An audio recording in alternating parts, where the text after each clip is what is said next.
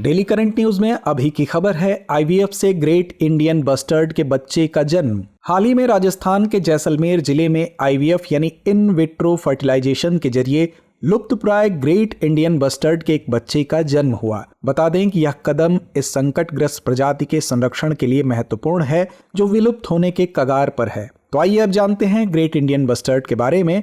इसका वैज्ञानिक नाम एड्रियोटिस निग्रिसेप्स है। यह राजस्थान का राजकीय पक्षी है। भारत में जंगली ग्रेट इंडियन बस्टर्ड की संख्या 150 से भी कम है, जिनमें से 90% राजस्थान के रेगिस्तानी इलाकों में रहते हैं। शेष गुजरात, महाराष्ट्र, आंध्र प्रदेश और कर्नाटक में पाए जाते हैं। इनके निवास स्थानों के तेजी से कम होने से इनकी संख्या में गिरावट आई है।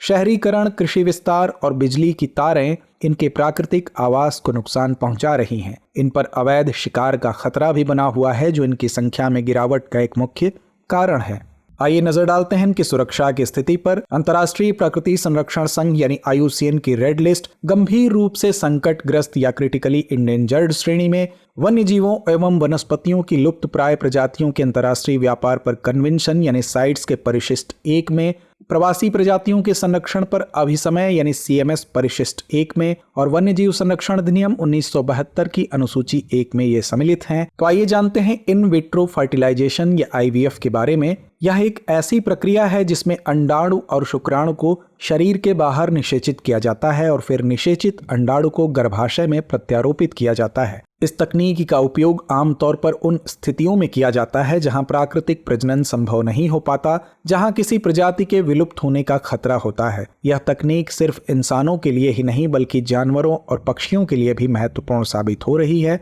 तो आइए अंत में नोट करते हैं आज का अभ्यास प्रश्न। ग्रेट इंडियन बस्टर्ड के संदर्भ में निम्नलिखित कथनों पर विचार कीजिए। पहला, यह केरल का राजकीय पक्षी है। दूसरा, यह वन्य जीव संरक्षण अधिनियम 1972 की अनुसूची 1 में शामिल है। उपर्युक्त में से कौन सा या कौन से कथन सही है या हैं? विकल्प A केवल 1, विकल्प B केवल 2, विकल्प C 1 और 2 दोनों, या विकल्प D ना तो 1 ना ही 2। तो इस प्रश्न का जवाब कमेंट बॉक्स में देना ना भूलें। धन्यवाद। डियर व्यूअर्स, अपने एग्जाम की तैयारी को और बेहतर करने के लिए हमारे चैनल को लाइक, शेयर और सब्सक्राइब करना न भूलें।